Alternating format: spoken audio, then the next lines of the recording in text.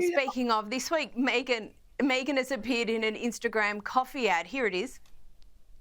I want to give a huge shout out to our amazing, clever team here at HQ. Without them, we are nothing. Our fulfillment crew, lovingly packing your lattes. They've been listening to Brittany on loop since 2019. Our very smart, only slightly nerdy digital team, making sure the website doesn't crash again like it did last year. Finally, the glue that literally holds us all together. Our incredible, resilient fulfillment team that have helped make 2023 such a big success. Louise, how did this land with you? Well, look, it's the first time we've seen Megan do any kind of acting which is sort of remotely humorous. We know Harry has a fantastic sense of humour, as do the rest of his family. The most successful royals, of course, have a great sense of humour. So to see Megan sort of attempting humour, you know, I'm not going to actually knock her for it, because my view has been, which I've shared with you before, is they need to get more humour into their shtick. They need to be more self-deprecating and, you know, making more jokes about themselves first rather than other people making jokes about them. South Park is a classic example as well. So I didn't mind it. I think if this is the path she's going to take, to be a bit more funny, a bit more humorous, it will actually make her more relatable. Yeah. And also she... Melissa, do you have any thoughts?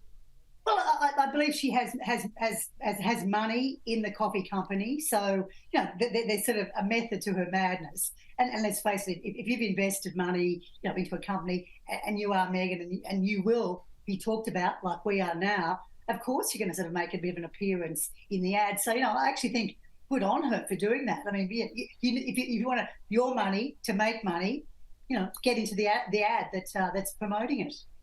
Absolutely. Absolutely. Now, Louise, one of Diana's dresses is sold at auction this week at a record price. Can you run us through it? Because this is really rather an extraordinary auction result. That's right. It's a beautiful blue and black sort of star dress by Azagure. I think I've pronounced that right, the designer. It was expected to get about 100k Australian. It got 1.1 million, bought by apparently a superfan. And we were just talking earlier about what the superfan will do with said gown, whether they'll put it in a beautiful Perspex box and admire it forever, hopefully not wear it, which is what of course happened with Marilyn Monroe's dress. So it just shows the value of anything that was worn by Diana, and those beautiful iconic gowns that she had just really hold their value.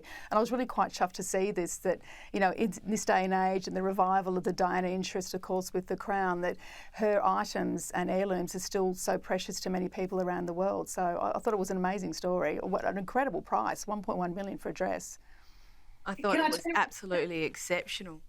I'll tell you a funny story. Going back to a number of years ago, Miranda Devine, of course, who is a News Corp columnist, she went to an auction in London and bid on behalf of the Telegraph newspaper, and I was at the Telegraph then, and we bought a dress, and it was that.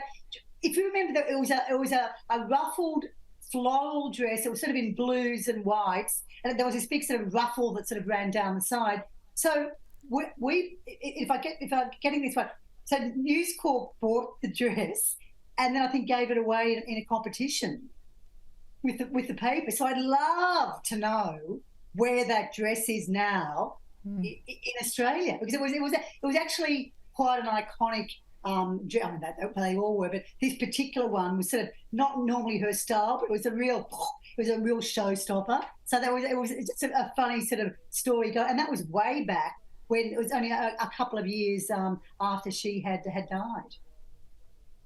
Yeah, well, that there's definitely worth following up. I think that there is going to be on my to-do list over Christmas. Now, King Charles is facing calls to upgrade Edward and Sophie in the royal family title stakes. Louise, these two have been loyal and reliable servants, more so than others. Yes. I've only got about 40 seconds or so to go. Tell us, do you think they deserve the hereditary titles?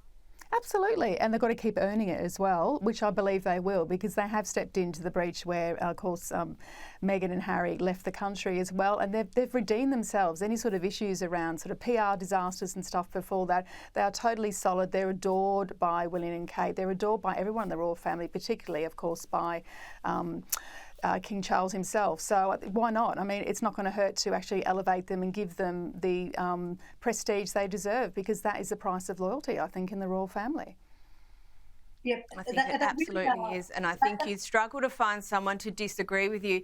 Ladies, that's all we've got time for. I've got to get to a break. Thank you so much, Louise Roberts and Melissa Hoyer. Thank you for joining me tonight.